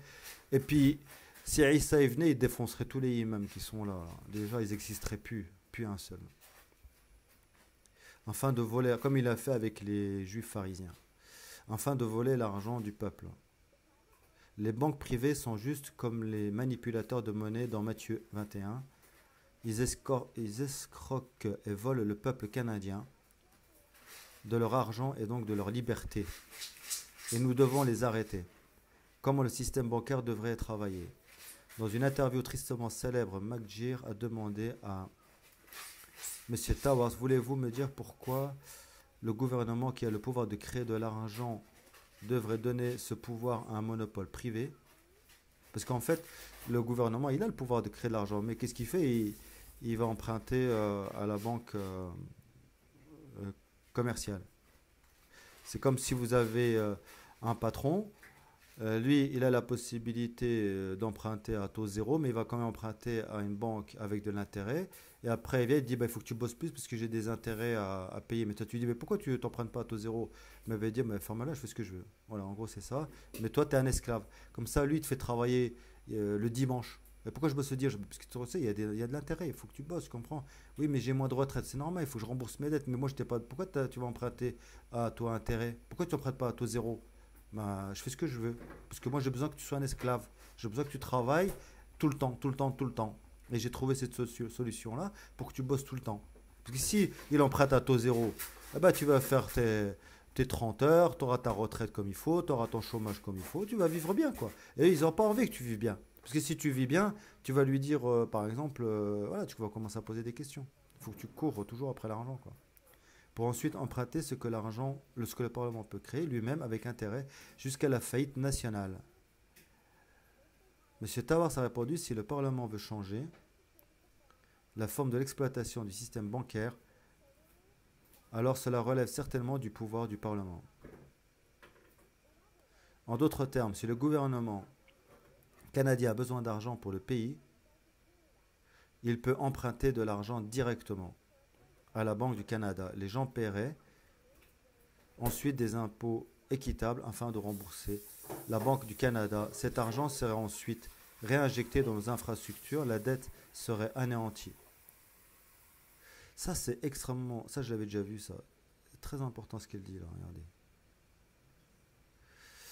Alors, je reviens ici. Ensuite, des impôts équitables. Alors, regardez, ils vont... en fait, pour annuler la dette, hein. Parce que, et subhanallah al-adim, c'est exactement dans le shra, il te dit que quand tu fais un emprunt, quand tu as une dette, tu as de l'intérêt. L'intérêt, en fait, pour qu'elle passe, il faut que tu le réinjectes dans une route, un pont. Et c'est exactement ce qu'elle dit. Exactement. Elle dit en fait ce que l'islam y dit. C'est pour ça que je dis cette gamine-là de 12 ans, c'est un excellent imam, qui n'a rien à voir avec ces imams de l'Akhir Zaman. Incroyable. Elle vient de dire ce que dit le hadith. Regardez, il peut emprunter de l'argent directement. D'accord? À la Banque du Canada, les gens paieraient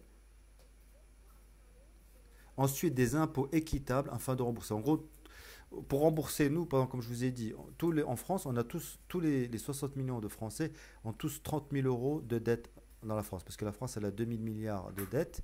Donc, ça revient à 30 000 euros chacun. C'est-à-dire qu'en fait, nous, c'est comme si on devrait payer 30 000 euros d'impôts équitables, remboursés, je ne sais pas moi, on va dire sur 100 ans, ils peuvent le faire, sur 3-4 générations, si on veut assainir ce système-là.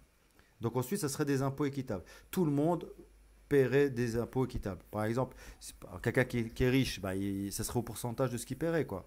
Hein, quelqu'un qui n'a pas, il paierait moins. Hein. Donc ensuite, des impôts équitables, afin de rembourser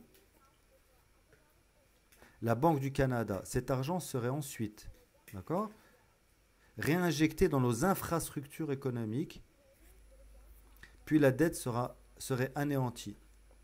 Infrastructures économiques, ça peut être voilà, des infrastructures aussi comment dire, ben, tout ce qui peut être utile, un tram, une route, un pont, tout ce qu'on veut, quoi. Voilà. La dette, les Canadiens prospéreraient de nouveau avec de l'argent réel comme fondement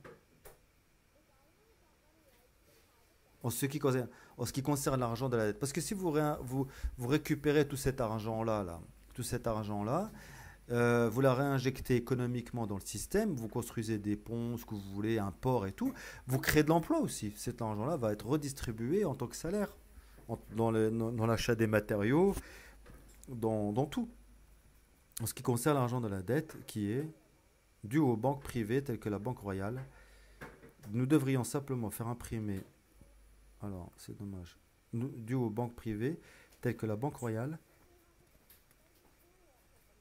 nous devrions simplement faire imprimer la somme due par la Banque du Canada, la restituer aux banques privées, puis annuler la dette. Avec la Banque du Canada, oui, nous avons le droit de faire cela. En conclusion, il semble terriblement évident, même pour moi, une Canadienne de 12 ans, que nous avons été volés par le système bancaire. et des gouvernements complices. Que ferons-nous pour arrêter ce crime? Que ferons-nous pour nous assurer que la prochaine génération vivra libre et sans dette fondée sur une économie qui nous réduit en esclavage des banques? Margaret Mead a dit, et j'espère que vous vous en souviendrez tous, il n'y a aucun doute qu'un petit groupe de gens peut changer le monde. En effet, c'est même la seule chose qui soit jamais arrivée. Merci. Ah, c'est incroyable mais vrai. Donc vous voyez, cette petite fille de 12 ans, elle nous a fait un petit dors qui est unique et que vous ne écouterez jamais chez les imams qui doivent normalement nous préserver du feu de l'enfer, celui qu'Allah Azza wa Jalla nous dit dans Surat Baqarah 275, quand Allah Azza wa Jalla nous dit ceux qui mangent pratiquent de l'intérêt usuaire ne se tiennent du jour de la résurrection comme se tient celui que le toucher de Satan a bouleversé. Cela parce qu'ils disent le commerce est tout à fait comme l'intérêt, alors qu'Allah a rendu licite le commerce et illicite l'intérêt. Celui donc qui cesse dès que lui est venue une exhortation de son Seigneur peut conserver ce qu'il a acquis auparavant et son affaire dépend d'Allah. Mais quiconque récidivise, alors les voilà, les gens du feu, ils y demeureront éternellement. Allah anéantit l'intérêt usuaire et fait fructifier les aumônes, et Allah n'aime pas le mécréant pécheur. Ceux qui ont la foi, ont fait de bonnes œuvres, accomplissent la salat et acquittent zakat, auront certes leur récompense auprès de leur Seigneur, pas de crainte pour eux et ne seront point affligés. Ô les croyants, craignez Allah et renoncez au reliquat de l'intérêt usuaire si vous êtes croyants. Et si vous ne le faites pas, alors recevez l'annonce d'une guerre de la part d'Allah et son messager. Et si vous vous repentez, vous aurez vos capitaux. Vous ne léserez personne et vous ne serez point lésés. Alors, sallallahu alayhi wa sallam, il avait dit que celui qui fait du crédit, c'est comme s'il avait pris un sif et il déclare la guerre à Allah Azza wa Jal. Nous, en vivant ici, en sachant pertinemment que c'est prouvé par A plus B, ça devient vraiment débile à un moment donné de douter que l'argent que l'on utilise nous, elle est que pure riba, on fait qu'un harbullah Azza wa Jal. On est là en train de harbullah Azza wa Jal. C'est pour ça que dans Surat Anbiya, quand le voile va être enlevé, on va dire malheur à nous, nous étions injustes, bien plus nous étions des criminels, parce qu'il y a des gens qui nous ont laissés aveugles à croire qu'en fait on vivait dans la ville, dans le Sharia, nous parlait des futilités sans arrêt, hein, de futilités, comment être avec son voisin, comment être avec son épouse, qu'est-ce qu'il est le mat zemzem, comment faire la amra. Ils ont évité de nous parler des kaba'ir, de chez kaba'ir. Et du coup, là, on va être ressuscité. Et du coup, on nous enlève l'occasion de faire la tauba, de demander à Allah Azza wa Jal le pardon. Et ça, c'est extrêmement grave. Parce que comme on ne peut pas demander pardon à Allah Azza wa Jal, Allah ne peut pas nous pardonner non plus. Parce que on n'est pas, on sait pas, on sait pas ce qui se passe. Après, maintenant, il y a Internet. Tout le monde peut accéder. Je vous mettrai en lien toutes les vidéos que j'ai postées là. Personne ne peut dire qu'il n'est pas au courant. Donc, je viens de finir le premier point, qui est la riba ou la dette. Une question de la part d'un musulman lambda à un imam du système. Le bon sens vs imam du système. C'est la question, elle était posée. La réponse a été donnée par une gamine de 12 ans, Victoria Grant, qui n'est pas musulmane, qui n'est pas imam. Et c'est toujours pour que l'humiliation soit toujours la plus haute. C'est aussi pour qu'on ait toujours la plus grande des humiliations sur nous. Wassalamu alaikum wa rahmatullahi wa barakatuh. Je reviens vers vous plus tard pour le deuxième point.